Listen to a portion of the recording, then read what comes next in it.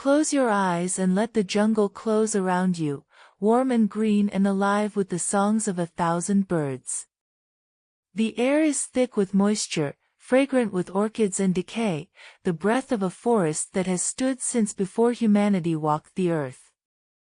Vines hang from trees taller than cathedrals, their roots drinking from rivers that flow with water the color of tea, stained by leaves that have fallen for millennia.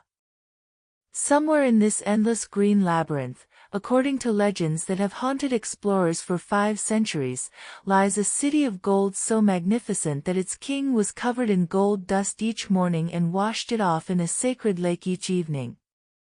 A city where the streets are paved with gold, where temples gleam in the jungle sun, where wealth beyond imagination waits for those brave or foolish enough to seek it. This is El Dorado, the Gilded One, the Golden City, the dream that drove conquistadors through fever swamps and over frozen mountains, that sent expedition after expedition into jungles from which few returned.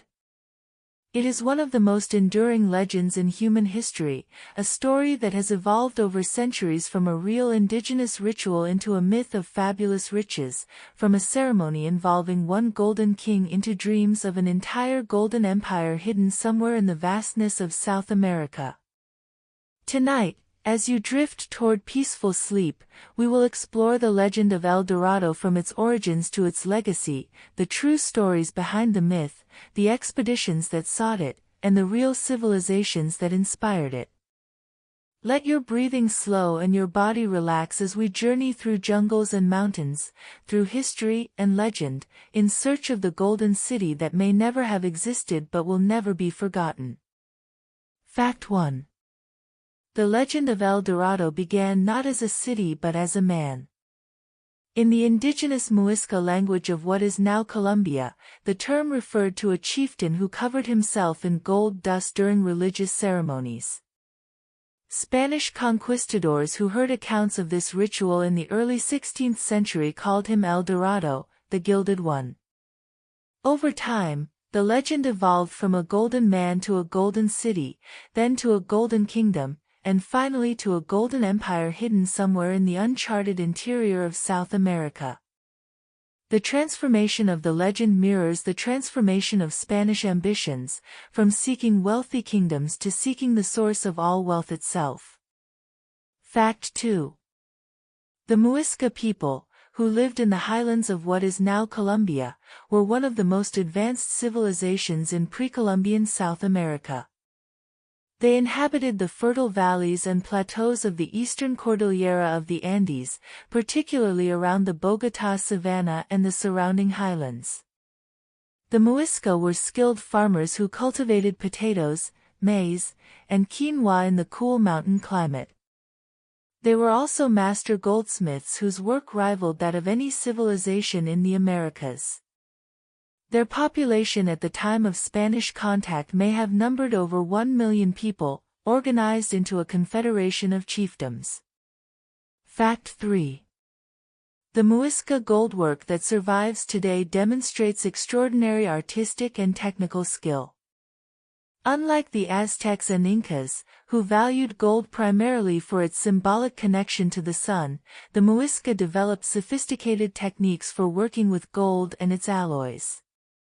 They used lost wax casting to create intricate figurines, jewelry, and ceremonial objects. They developed tambaga, an alloy of gold and copper that could be treated to bring gold to the surface, creating objects that appeared to be solid gold while using less of the precious metal. Their work was so refined that Spanish conquistadors initially believed they had found the source of all the gold in the Americas. Fact 4. The ceremony that gave birth to the El Dorado legend took place at Lake Guatavita, a nearly circular lake formed in a volcanic crater high in the Colombian Andes. According to accounts gathered by Spanish chroniclers from indigenous informants, this ceremony occurred when a new chief, or zipa, of the Muisca was installed. The new leader was stripped naked and covered from head to toe with sticky resin, then coated with gold dust until he gleamed like a living statue. He was then placed on a raft along with piles of gold and emeralds as offerings to the gods who lived in the lake. Fact 5.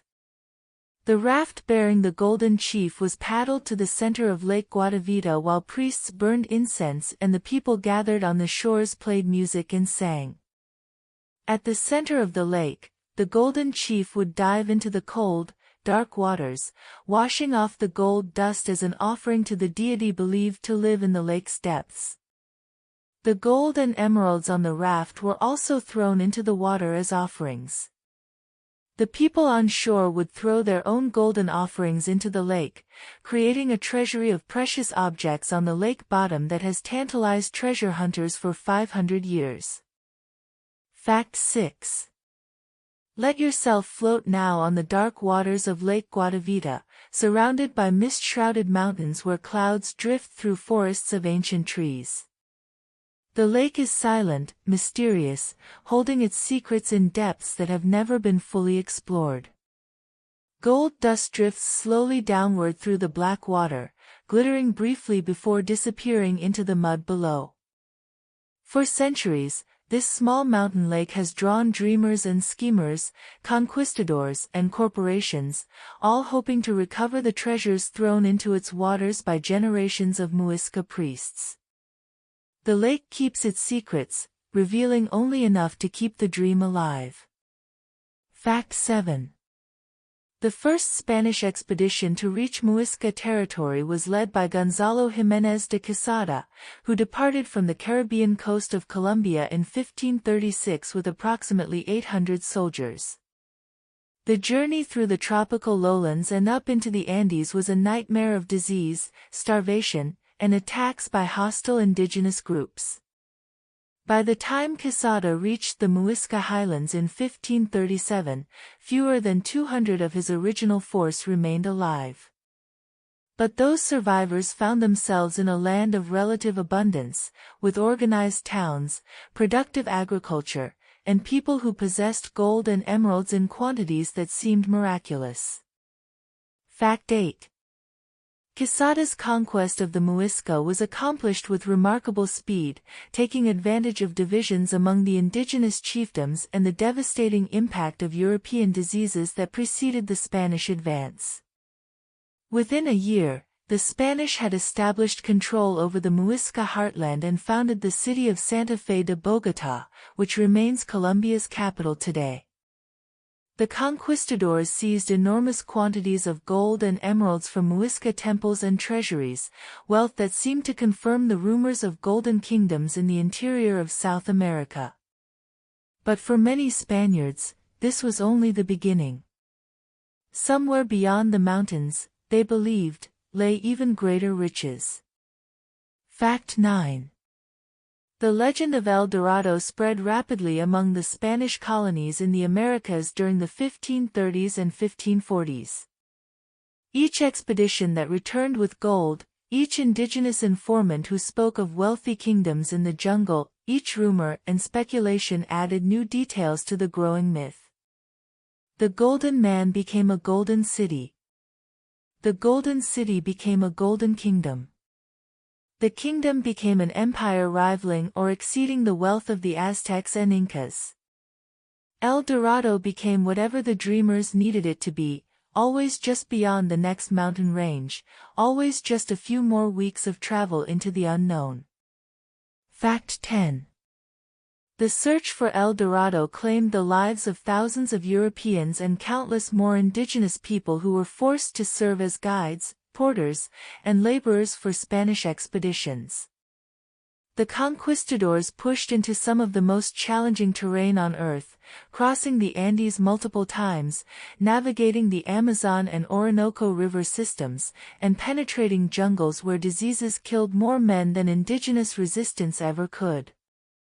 Many expeditions simply vanished, swallowed by the green immensity of South America, their fate unknown until years later when survivors staggered out of the wilderness with tales of horror and wonder. Fact 11. One of the most famous and disastrous El Dorado expeditions was led by Gonzalo Pizarro, brother of Francisco Pizarro who had conquered the Inca Empire. In 1541, Gonzalo set out from Quito in present-day Ecuador with approximately 200 Spanish soldiers, 4,000 indigenous porters, and thousands of pigs for food. The expedition crossed the Andes and descended into the Amazon basin, where it became hopelessly lost in a maze of rivers and flooded forests. The expedition's second-in-command, Francisco de Orellana, was sent ahead by boat to find food and instead made the first European navigation of the entire Amazon River, emerging at the Atlantic Ocean in 1542. Fact 12. Gonzalo Pizarro's survivors, those who did not follow Orellana down the Amazon, spent nearly 2 years struggling back to Quito. Of the original expedition, only 80 Spaniards survived, along with a handful of the thousands of indigenous porters who had been forced to accompany them. The pigs were all eaten, the horses were all dead, and the men returned wearing animal skins and looking more like wild men than conquistadors. Despite finding no El Dorado, the expedition had demonstrated that vast territories east of the Andes remained unexplored and might yet yield the Golden City of legend. Fact 13. Francisco de Orellana's voyage down the Amazon, though it began as a desperate search for food, became one of the great exploration feats of the age. Over 8 months, Orellana and his men traveled more than 4,000 miles through territory no European had ever seen. They encountered indigenous peoples ranging from hostile warriors to friendly traders, and they reported seeing large, organized settlements along the river banks. Most famously, they claimed to have been attacked by female warriors, which led them to name the river after the Amazons of Greek mythology. This report, long dismissed as fantasy, may have had some basis in reality. Fact 14. Rest now as the great river carries you through the dream of the jungle. The Amazon is a world unto itself, a labyrinth of waterways where the distinction between river and forest disappears in the flooded seasons. Orellana and his men saw pink dolphins playing in the brown water, heard the roar of howler monkeys at dawn, and watched as caimans slid from muddy banks into the current. They were terrified and amazed in equal measure, certain that such a vast and teeming world must contain treasures beyond imagination. The jungle promised everything and delivered only more jungle, endless and unknowable. Fact 15. The legend of El Dorado received new impetus in 1545 when a Muisca golden raft was discovered, an artifact that seemed to confirm the stories of the Golden King ceremony. This small golden sculpture, measuring less than 8 inches long, depicted a raft bearing a large central figure surrounded by smaller attendants, exactly as the ceremony at Lake Guatavita had been described. The raft, now known as the Muisca Raft, is one of the most important pieces of pre-Columbian goldwork ever found and remains the centerpiece of the Gold Museum in Bogotá. It proved that the ceremony of the Golden King was real, even if the Golden City was not. Fact 16. The Muisca Raft was found by farmers in a cave near the town of Pasca, Colombia, along with other golden objects that may have been hidden during the Spanish conquest. The raft is made of tumbaga, the gold-copper alloy favored by Muisca craftsmen, and was created using the lost wax casting technique. Its level of detail is remarkable, showing the central figure wearing elaborate headdress and ornaments, surrounded by smaller figures who may represent priests or attendants. The discovery of this artifact transformed El Dorado from pure legend into confirmed historical ritual, adding credibility to the broader search for golden kingdoms. Fact 17. Lake Guatavita itself became a target for treasure hunters almost as soon as the Spanish learned of the Golden King ceremony. The first major attempt to drain the lake occurred in 1545, when Spanish conquistadors used indigenous laborers to cut a notch in the crater rim and lower the water level. They recovered some gold objects from the exposed lake bed, but the project was abandoned after the notch collapsed, killing many workers. This early success, limited though it was, proved that gold was indeed in the lake and encouraged centuries of further attempts. Fact 18. The most ambitious attempt to drain Lake Guatavita was undertaken by a Spanish merchant named Antonio de Sepúlveda in 1580. Using thousands of indigenous workers, Sepúlveda cut a deeper channel through the crater wall and succeeded in lowering the lake's water level by approximately 60 feet. The exposed lake bed yielded gold objects including a golden staff worth thousands of pesos. But the deeper the water dropped, the softer and more dangerous the exposed mud became. When the channel again collapsed, the project had to be abandoned, though not before Sepúlveda had recovered enough gold to suggest that much more remained beneath the mud. Fact 19.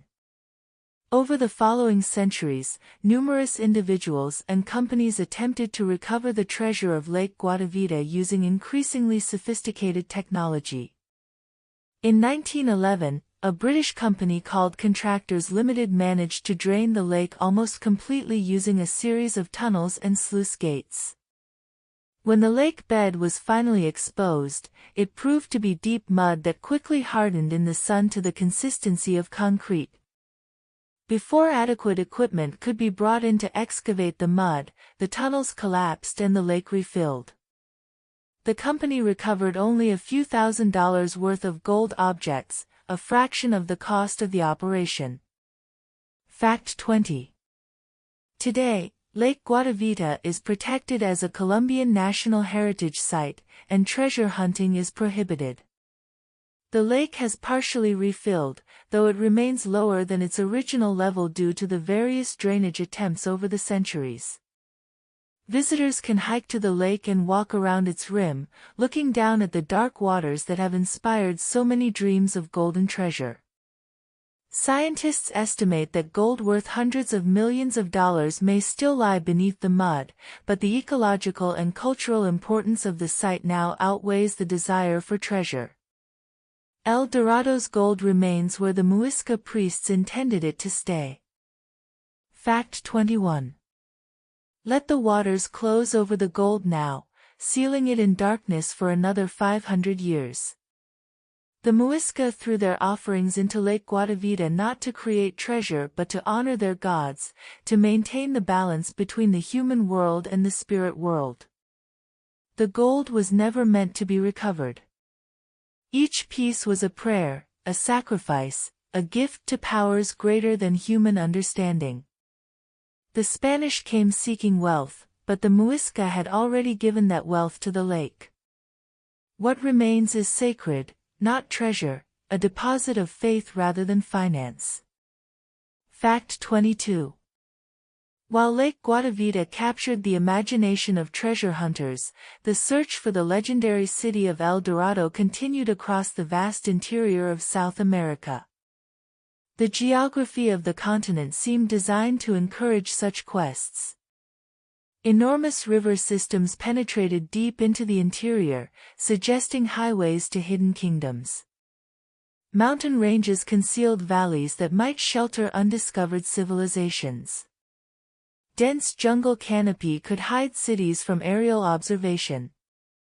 And the actual discovery of the wealthy Aztec and Inca empires proved that advanced civilizations could exist in the Americas, waiting to be found and plundered. Fact 23. The German banking house of Welser, which had received the territory of Venezuela from the Spanish crown as security for loans, sponsored several El Dorado expeditions in the 1530s and 1540s. The most notorious of these was led by Philip von Hutten, who spent years wandering through the Llanos, the vast grasslands of Venezuela and Colombia, searching for wealthy kingdoms reported by indigenous informants. Hutten and his men suffered terribly from disease and starvation, repeatedly finding only small villages where they had expected golden cities. Hutten was eventually captured and beheaded by a rival Spanish faction in 1546. Fact 24. The Welser expeditions established a pattern that would be repeated throughout the search for El Dorado. Indigenous people, seeking to direct dangerous strangers away from their own territories, would tell the Spanish that wealthy kingdoms lay just a few days' travel in some particular direction. The Spanish would set off in pursuit of these reports, only to find more jungle, more villages, more indigenous people pointing toward yet more distant lands. The Golden City was always somewhere else, always just beyond reach. This pattern continued because the Spanish could not believe that such vast territories contained no great treasures, and because indigenous people had every reason to send the dangerous strangers elsewhere. Fact 25. Sir Walter Raleigh, the English courtier, explorer, and writer, became one of the most famous seekers of El Dorado in the late 16th century. Raleigh had fallen from favor with Queen Elizabeth I and saw the discovery of El Dorado as a means of restoring his position and enriching both himself and England. In 1595, he led an expedition to the Orinoco River basin in present-day Venezuela, hoping to find the Golden City of Manoa, which he believed lay somewhere in the interior. Raleigh's expedition did not find El Dorado, but his account of the journey, the discovery of Guyana, became one of the most influential exploration narratives of the era. Fact 26. Raleigh's The Discovery of Guyana combined actual observations with fantasy and propaganda in ways that are difficult to disentangle today.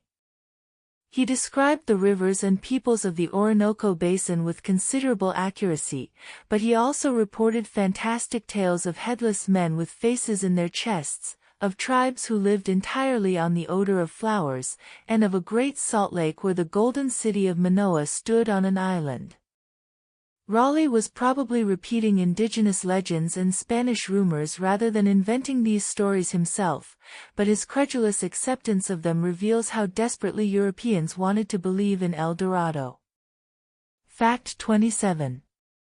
The myth of Lake Parim, a vast inland sea where the city of Manoa supposedly stood, persisted on European maps for over 200 years. This legendary lake was depicted as larger than the Caspian Sea, located somewhere in the interior of northern South America. In reality, no such lake exists, though the seasonal flooding of the Amazon basin and the Orinoco Llanos may have contributed to the belief. As late as the 18th century, expeditions were still searching for Lake Parim, which gradually shrank on maps as exploration revealed the actual geography of South America. Fact 28. Rest in the dream geography of the unexplored continent, where mapmakers filled blank spaces with hopes and fears. The interior of South America in the 16th century was as unknown to Europeans as the surface of the moon would be to 20th century humans. Anything seemed possible in those vast blank spaces. Golden cities, headless men, fountains of youth, the earthly paradise itself might be hidden in jungles no European had penetrated. The map was a canvas for imagination, an imagination painted in gold. Fact 29. Sir Walter Raleigh returned to the Orinoco in 1617, over 20 years after his first expedition, still seeking El Dorado.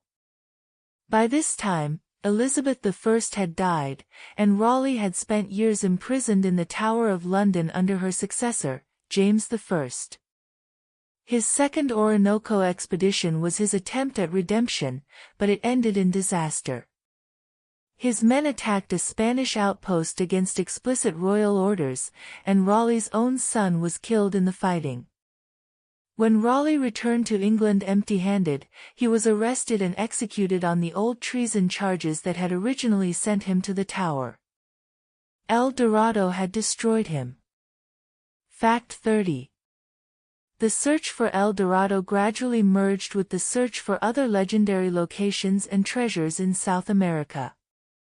The Paititi, a supposed lost Inca city somewhere in the jungles east of Peru, became conflated with El Dorado in many accounts. The legend of Z, a lost city sought by the British explorer Percy Fawcett in the early 20th century, drew on the same dreams of hidden civilizations.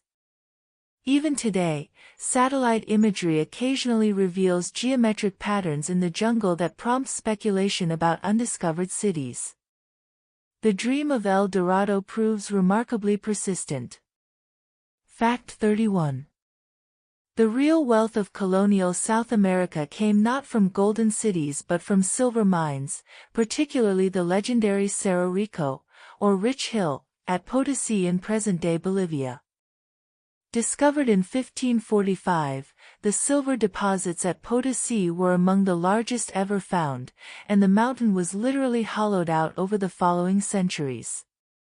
The silver of Potosí funded the Spanish Empire, transformed the global economy, and caused the deaths of millions of indigenous workers and African slaves who were forced to labor in the mines.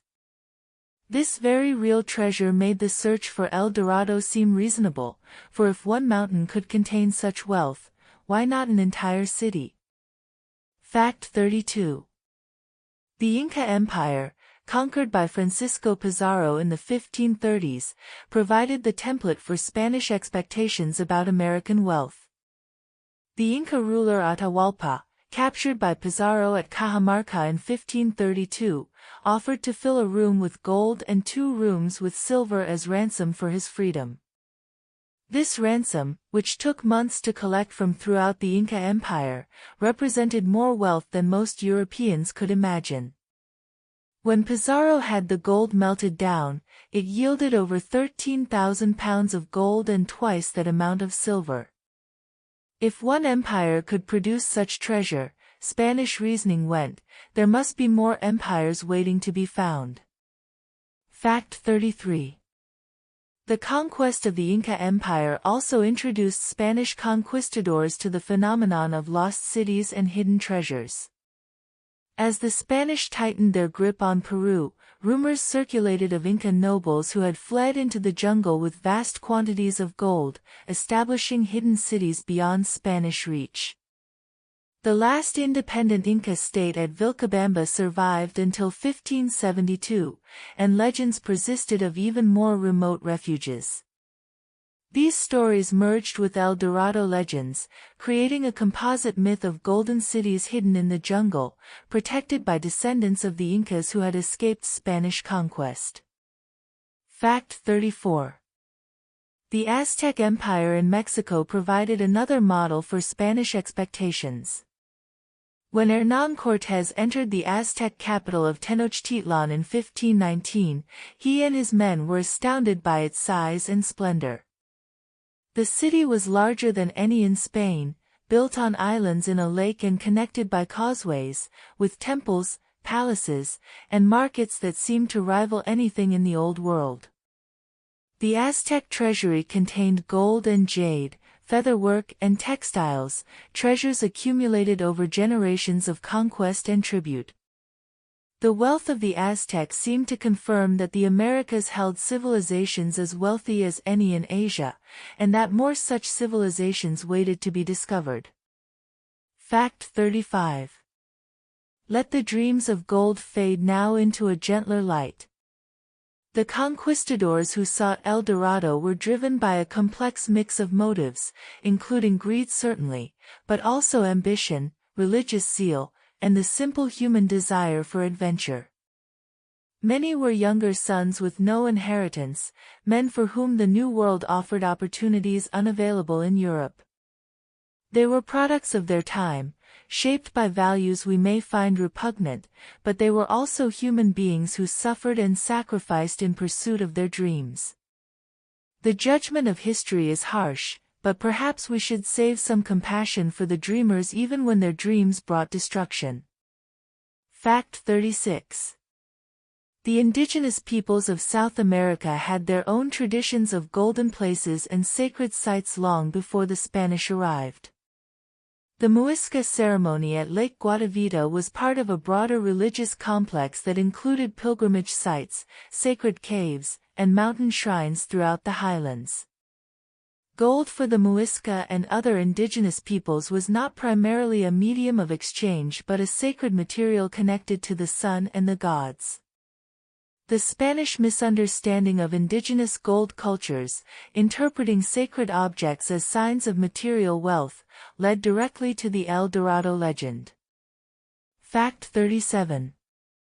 The pre-Columbian gold trade in South America was extensive and complex, connecting peoples from Central America to the Andes through networks of exchange that moved gold, copper, emeralds, and other precious materials over thousands of miles. The Muisca highlands were particularly rich in emeralds, while gold came from various sources including rivers where it could be panned from sediments. This trade network meant that gold objects could appear in communities far from where the gold originated, contributing to confusion about the sources of precious metals and encouraging beliefs in wealthy kingdoms yet to be found. Fact 38. The technology of pre-Columbian metallurgy in South America was remarkably sophisticated, rivaling and in some ways exceeding that of the Old World. South American metalworkers developed techniques including electrochemical plating, which allowed them to coat copper objects with gold without modern electrical equipment. They created alloys with specific properties for different applications.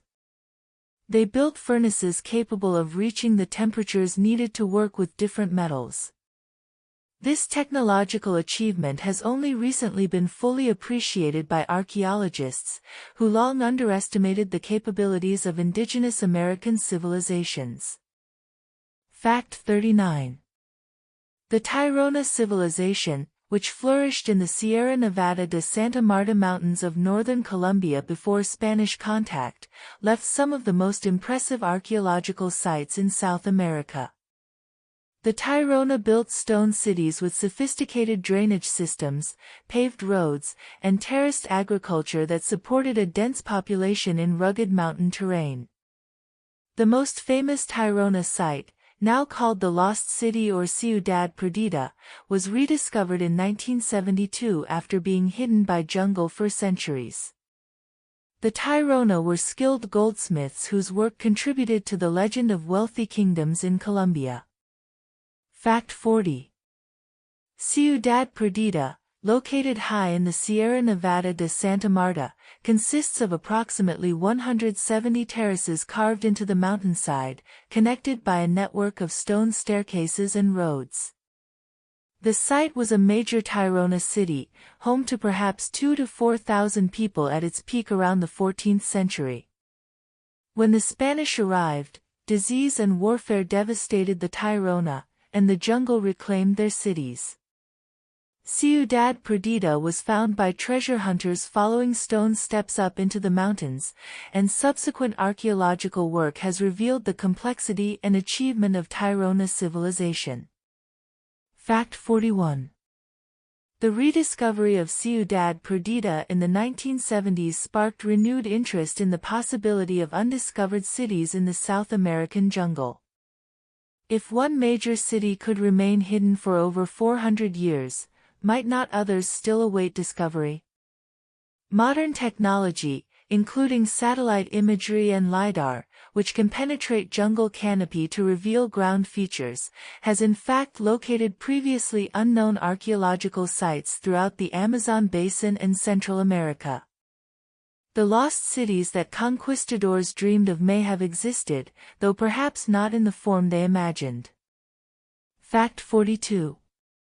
Rest in the green embrace of the jungle now, where ancient stones lie hidden beneath roots and vines. The forest has patience beyond human understanding. It swallowed the Tairona cities and the Mayan temples, the roads of forgotten peoples and the dreams of golden seekers.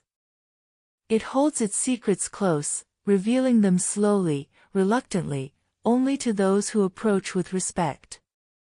The jungle is older than any human civilization and will outlast them all. In its depths, the past is not dead but merely waiting, preserved in stone and soil until the moment of rediscovery. Fact 43. The Spanish colonial period in South America lasted approximately 300 years, from the conquest to the independence movements of the early 19th century. Throughout this period, the search for El Dorado continued in various forms, though it became increasingly clear that no literal golden city existed. The legend adapted, becoming a metaphor for any dream of sudden wealth, any hope of finding treasure without labor.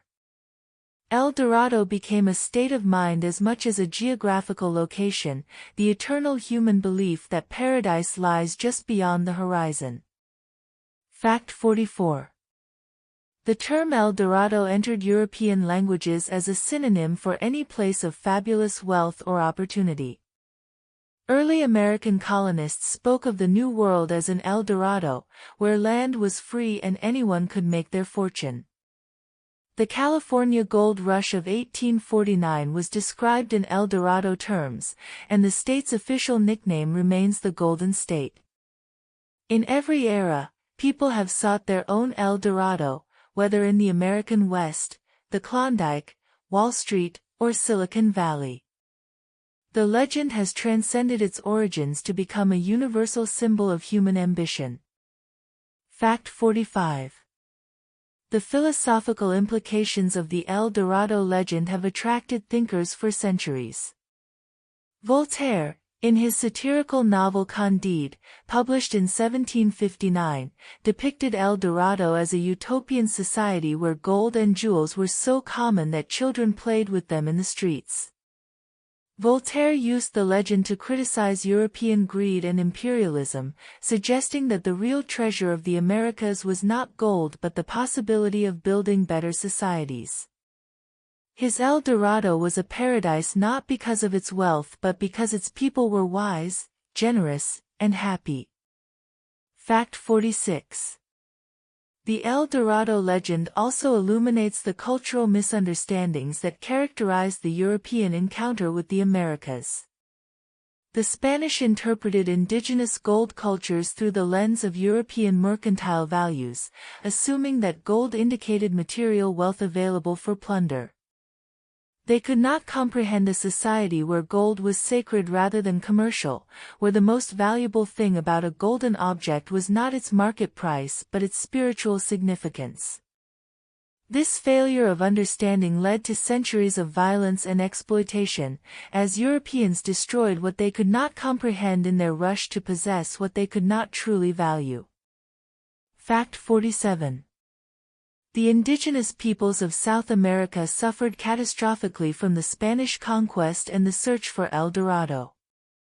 Disease, which swept through populations with no immunity to European infections, killed the majority of native people within the first century of contact. Those who survived faced enslavement, forced labor, and the destruction of their cultures and societies. The search for El Dorado was particularly destructive because it led expeditions into regions that might otherwise have been left alone. Thousands of indigenous people died as porters, guides, and laborers for expeditions seeking a city that did not exist. Fact 48. Let compassion settle into your heart now for all who suffered in the search for gold that was never meant to be found. The Muisca who threw their treasures into Lake Guatavita, the Tairona whose cities crumbled into the jungle, the countless peoples whose names we do not know who were caught up in the devastation of conquest. They had their own dreams, their own sacred places, their own ways of understanding the world. Most of this was lost, destroyed by people seeking something that existed only in their imagination. The real treasure of the Americas was not gold but the diversity of human cultures, and much of this treasure was squandered.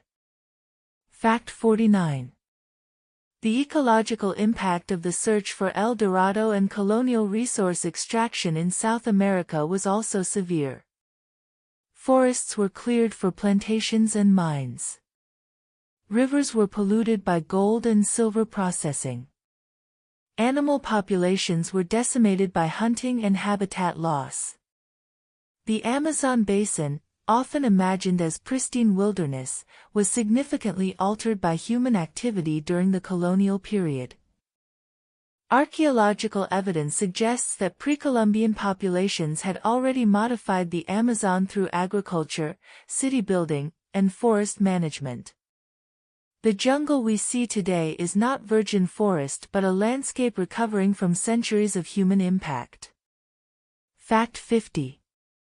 The search for El Dorado can be understood as an early chapter in the ongoing human quest to exploit South American resources.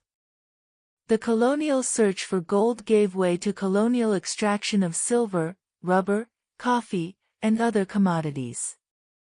In the 20th and 21st centuries, oil, minerals, timber, and agricultural land have drawn new waves of exploitation into the Amazon basin. The same dreams that drove conquistadors through the jungle now drive corporations and governments to clear forests and displace indigenous peoples.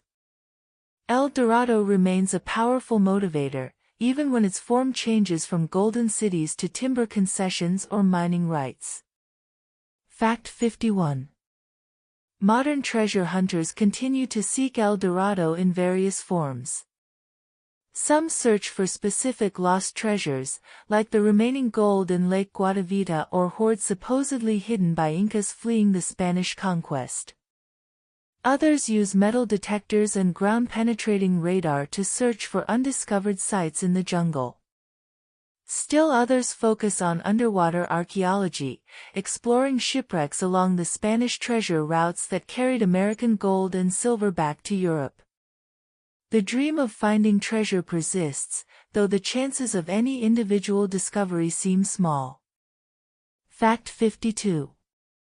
The Colombian Gold Museum in Bogotá houses the largest collection of pre-Columbian gold objects in the world, including the famous Muisca Raft.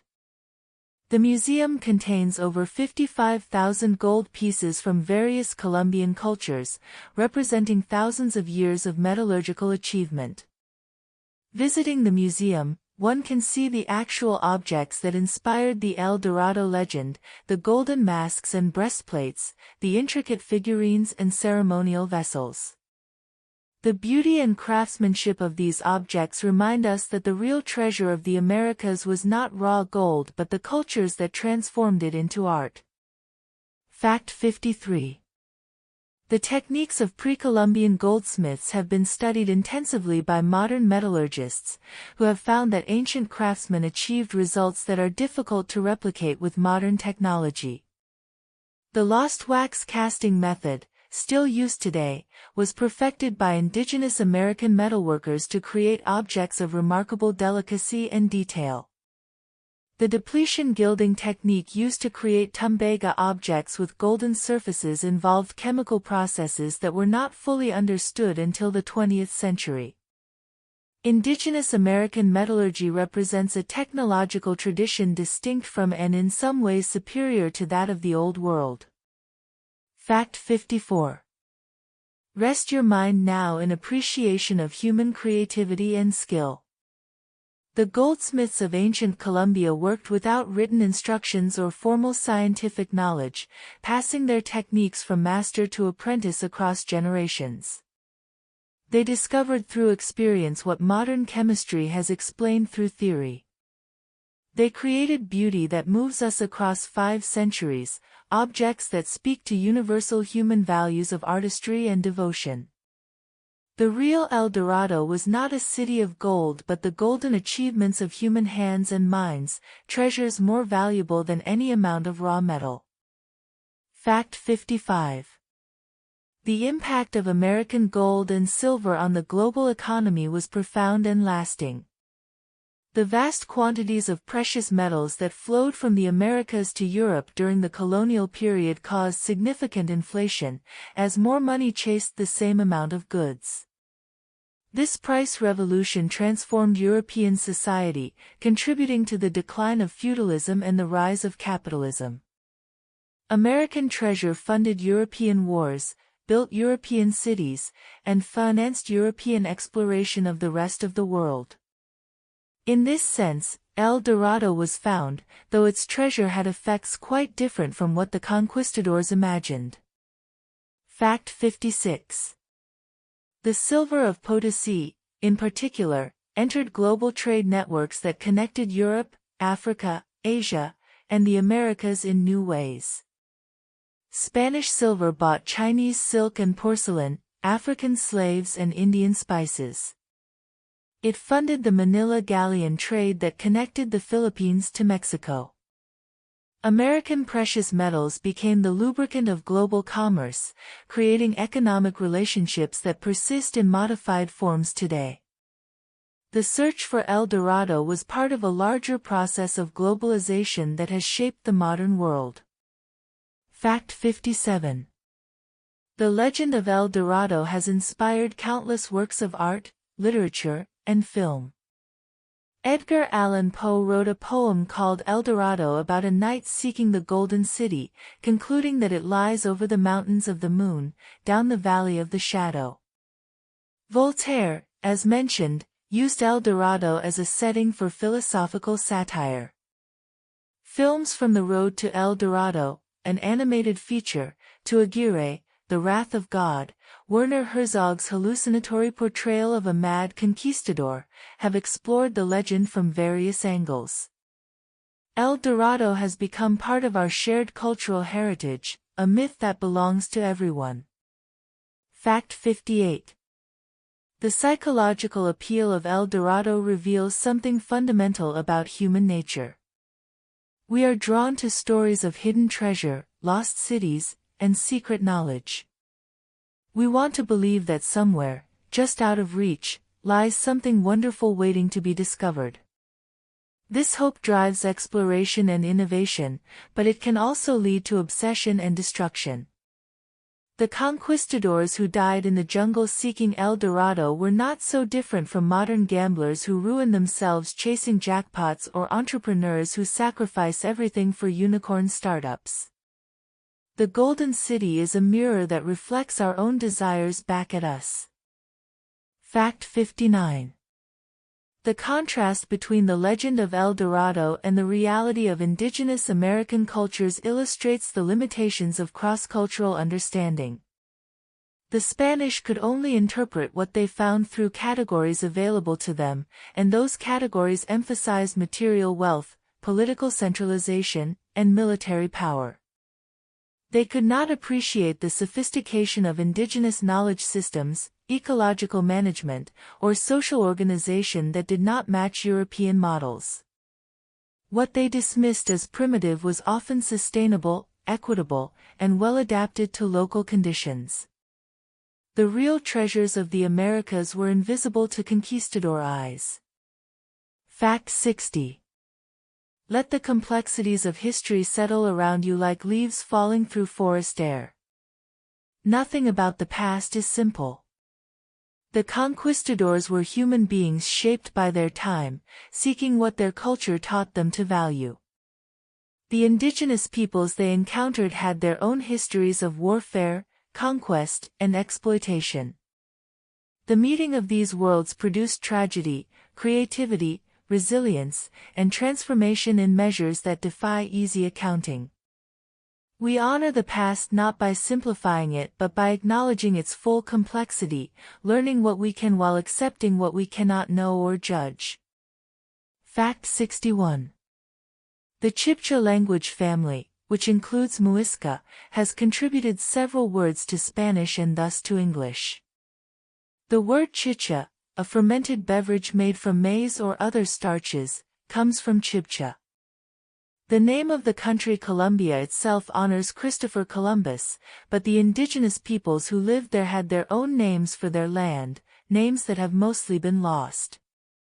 Language carries cultural knowledge, and when languages die, as many indigenous South American languages have died, irreplaceable information about history, ecology, and human experience dies with them.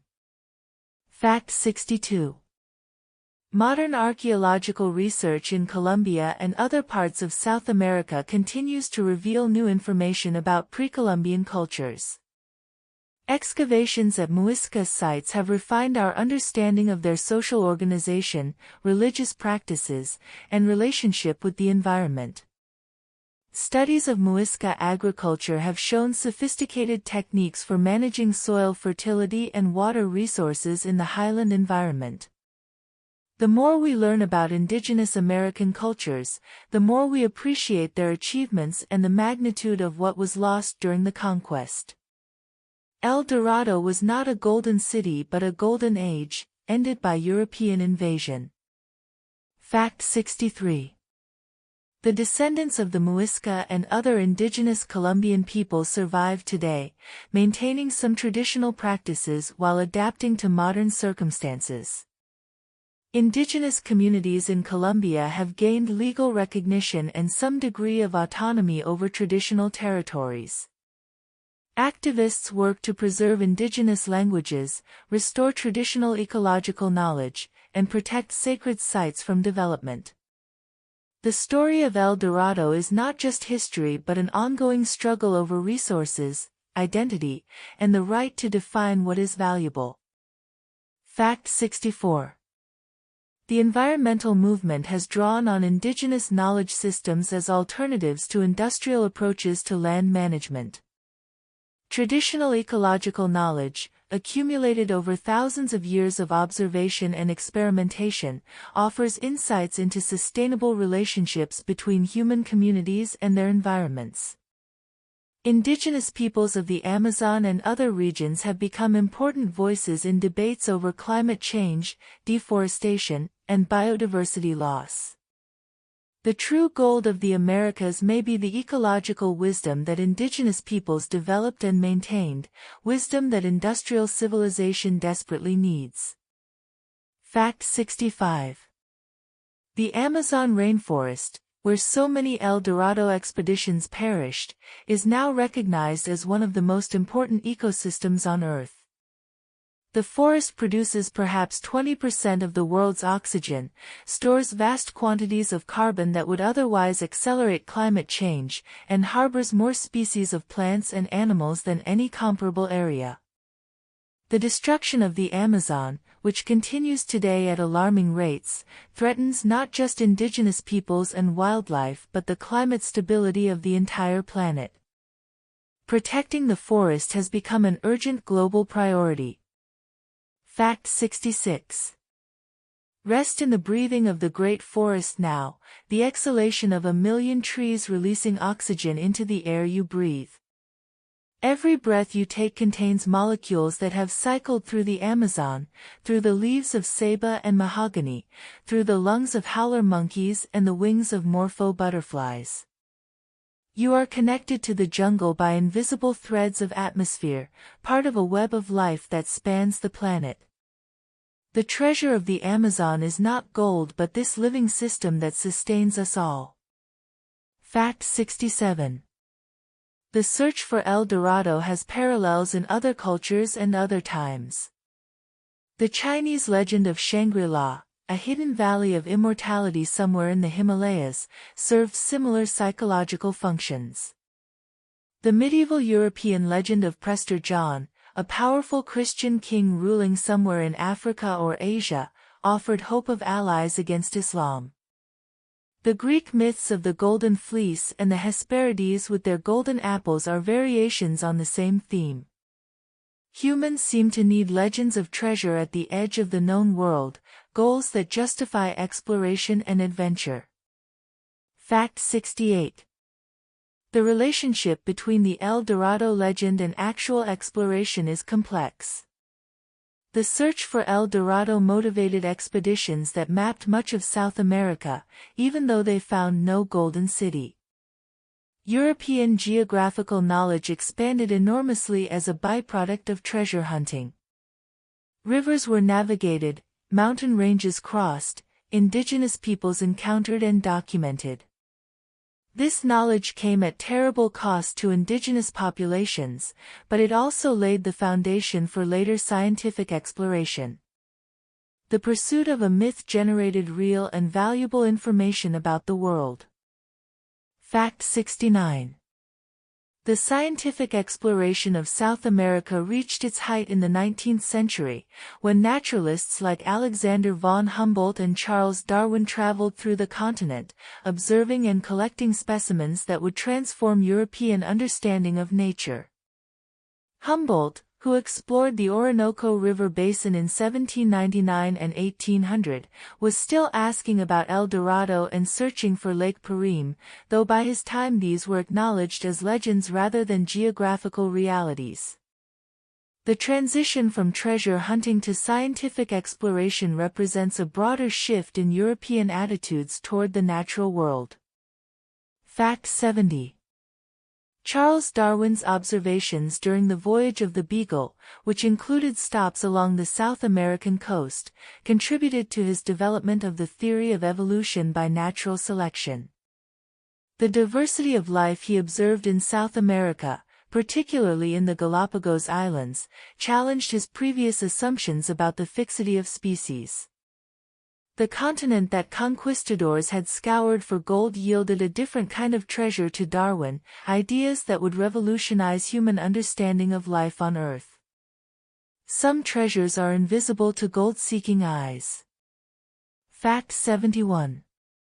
The rubber boom of the late 19th and early 20th centuries brought new waves of exploitation to the Amazon basin, with consequences as devastating as the colonial search for gold.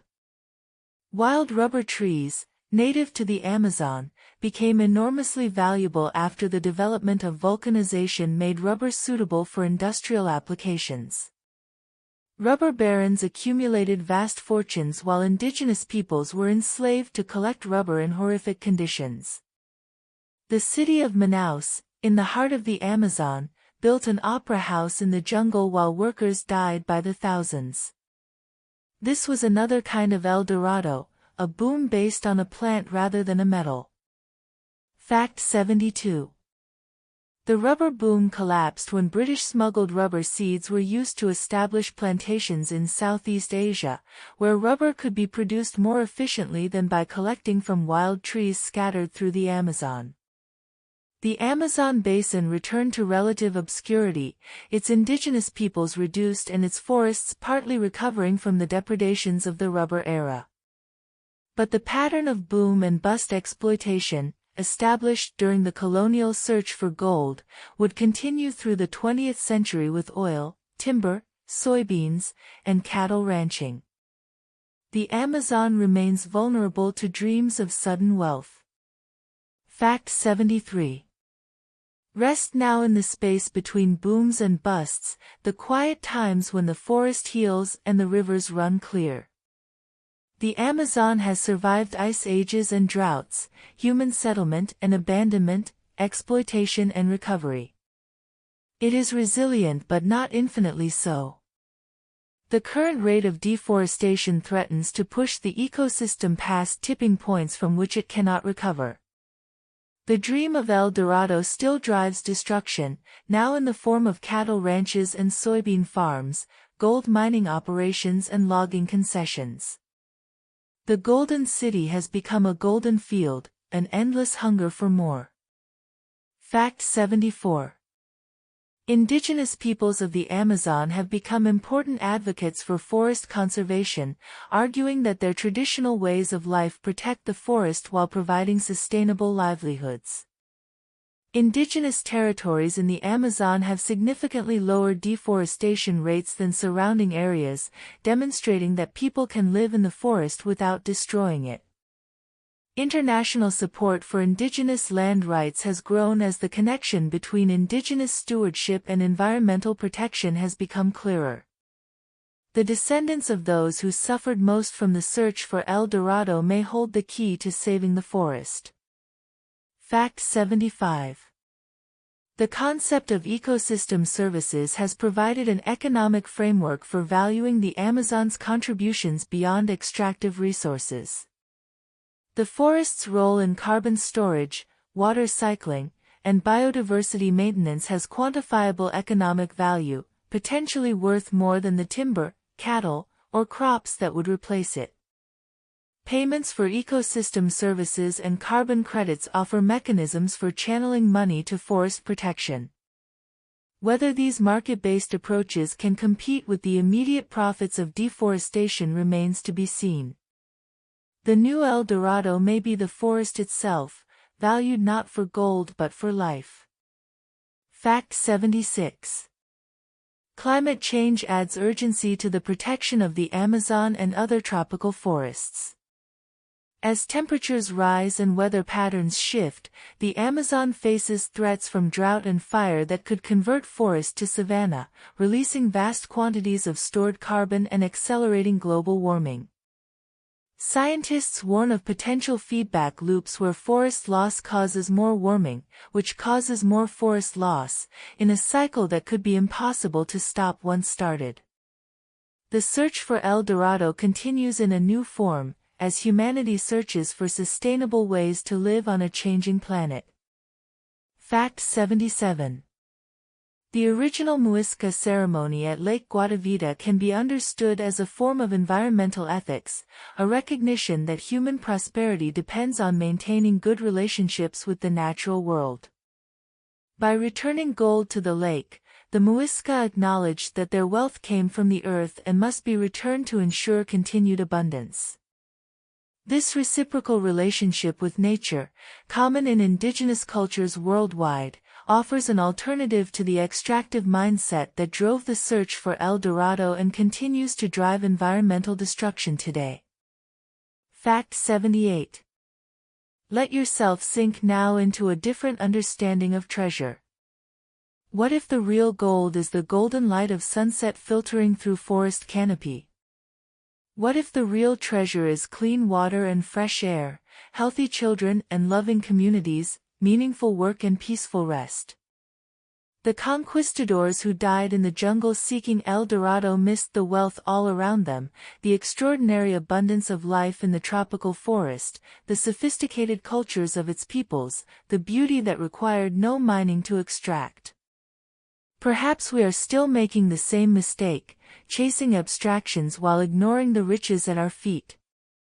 Fact 79. The El Dorado legend reminds us that maps are never complete. In the 16th century, vast areas of South America were labeled terra incognita, unknown land, on European maps. Today's maps are more detailed, but they still contain blank spaces, not on land but in our understanding. We do not fully know how the Amazon ecosystem functions, what species it contains, what medicines might be derived from its plants, what knowledge its indigenous peoples possess. The unknown has shrunk but not disappeared. There are still discoveries to be made, though probably not golden cities. Fact 80. The persistence of the El Dorado legend over 5 centuries suggests that it fulfills psychological needs that have not changed with time. We still need to believe that somewhere, something wonderful awaits discovery. We still feel the pull of the unknown, the romance of exploration, the hope of finding what no one has found before.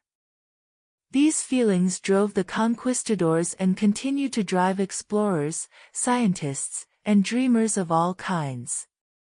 El Dorado is not really about gold but about possibility, the conviction that the best is yet to come. Fact 81. The search for extraterrestrial life can be seen as a modern equivalent of the El Dorado legend.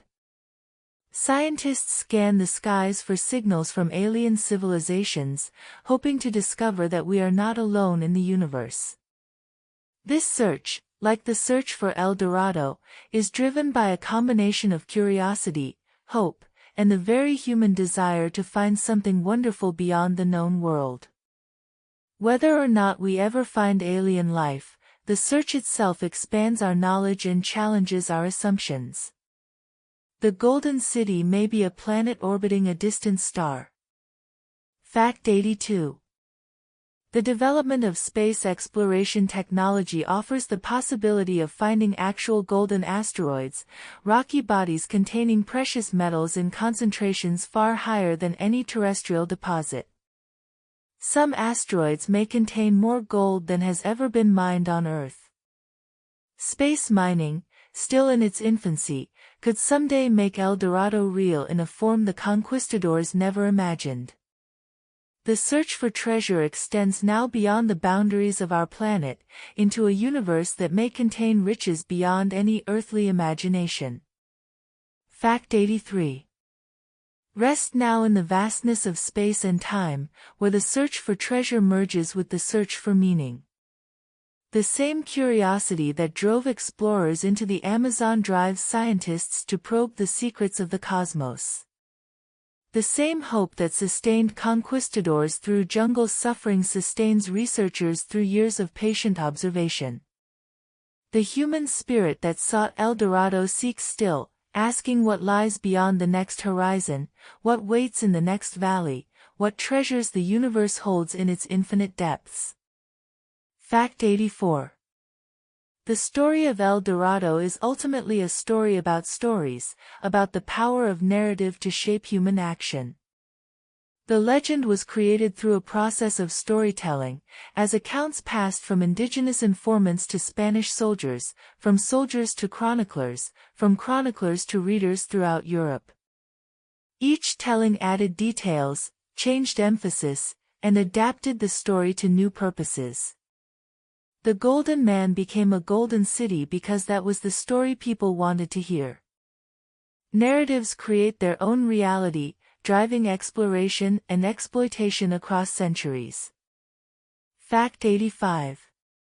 The power of the El Dorado narrative can be measured in human lives.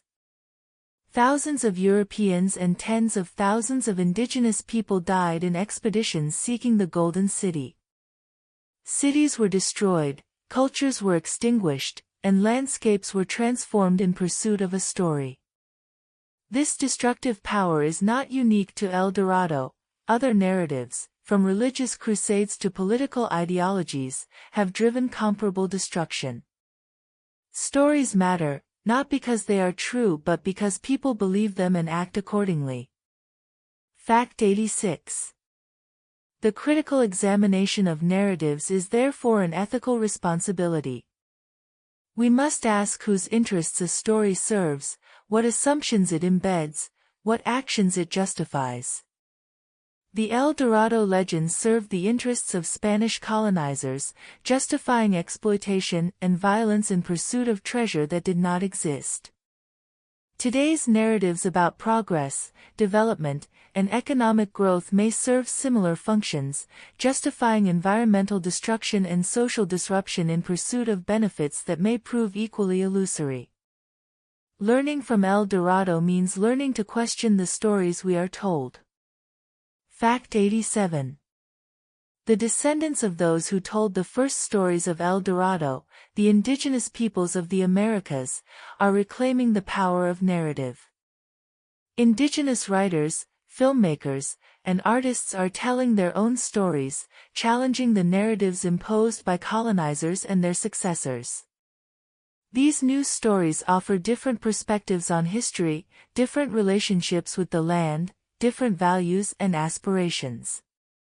The story of El Dorado is being rewritten, not as a tale of failed treasure hunting but as a story of cultural survival and environmental wisdom. Fact 88. Let the stories settle now into quiet, words fading into sleep.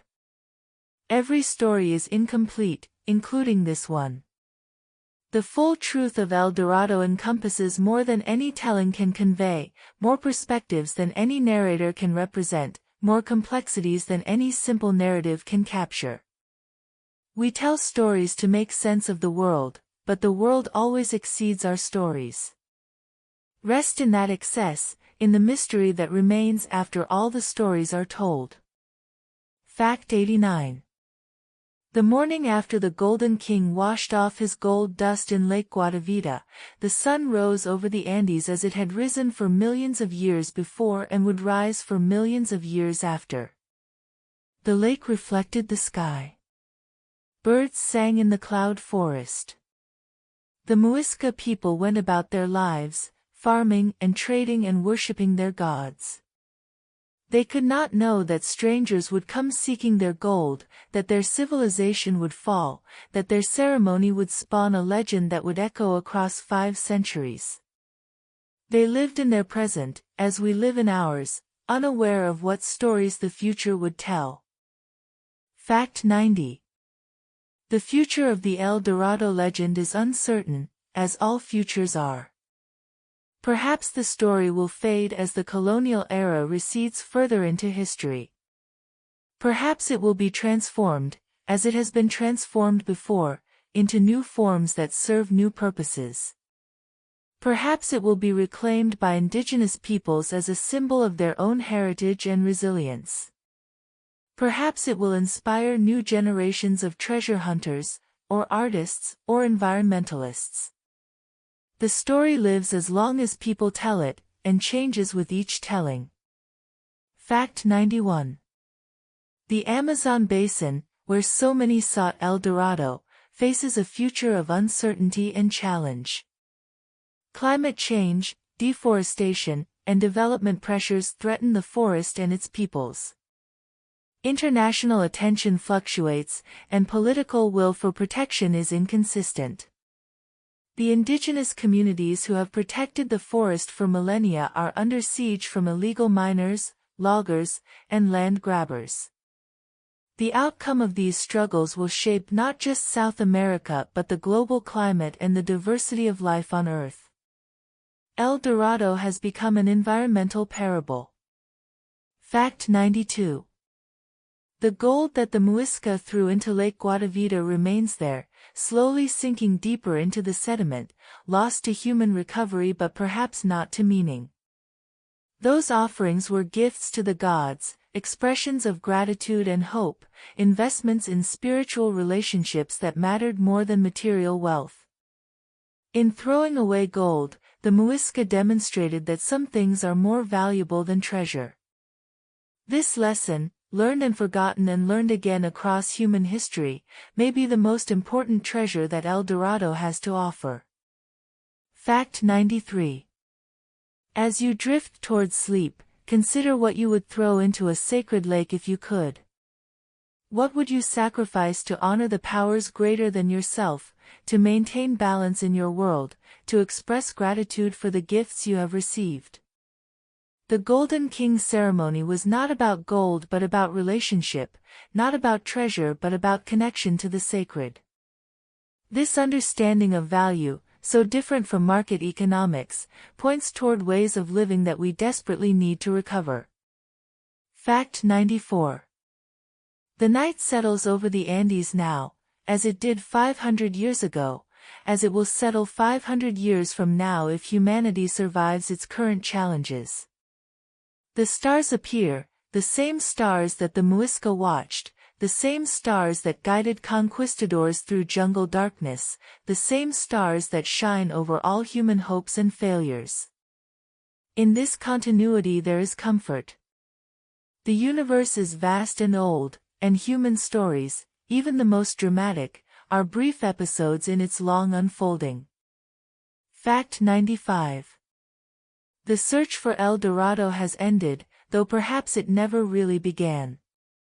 There was never a golden city to find, only a golden ceremony misunderstood, a cultural practice transformed by rumor and desire into something it never was. The conquistadors sought their own projections, found only jungle and death, and passed into history as cautionary tales. Yet something of their dream persists, something that speaks to permanent features of the human condition. We will always seek treasure, always believe that something wonderful lies just beyond our reach. Fact 96. Let the dream of El Dorado become your dream now, transformed from greed to wonder. Dream not of gold coins and golden walls but of golden light through green leaves, golden fish in clear streams, golden orioles singing in the canopy. Dream of a world where treasure is measured in clean air and clean water, in healthy forests and healthy communities, in children who will have a future and elders who are honored for their wisdom. This El Dorado is not hidden but visible, not lost but found whenever we choose to see it. Fact 97. The Muisca people greeted the morning with ceremonies and prayers, acknowledging the sun as the source of life and the gold as the sun's terrestrial representative. In their understanding, gold was not wealth to be accumulated but energy to be circulated, offerings that maintained the cosmic balance. When they threw gold into Lake Guatavita, they were not discarding wealth but investing it in relationships with the divine. This economics of reciprocity offers an alternative to the extractive economics that is exhausting our planet. Fact 98. Sleep now, golden dreamer, wrapped in the warmth of stories older than memory. The search for El Dorado was a human story, full of courage and cruelty, ambition and folly, suffering and occasional moments of grace. It is your story too, part of the heritage of humanity, a chapter in the ongoing narrative of our species' relationship with the earth. May you learn from it what is worth learning and release what is not worth carrying. May you find your own El Dorado, the treasure that gives your life meaning. Fact 99. In the end, El Dorado is wherever you find it. It is the golden moment of connection with another person, the golden afternoon of creative flow, the golden memory of childhood happiness, the golden anticipation of good things to come. It is not a place on any map but a place in the heart, not a city to be discovered but a quality to be cultivated. The conquistadors searched in the wrong direction, outward instead of inward. The real golden city has always been within reach, waiting to be recognized. May you recognize it now, as you rest, as you breathe, as you let go of seeking and simply receive the gold that is already yours. Close your eyes. The jungle whispers its eternal song, unchanged since before humans dreamed of gold. The lake holds its offerings in silent darkness. The mountains stand as they have stood for millions of years, patient witnesses to human folly and human wisdom. And somewhere, in the golden light of imagination, a city gleams that no one will ever find because it exists not in geography but in the heart of every dreamer who believes that treasure is real and worth seeking. Sleep now, and may your dreams be golden.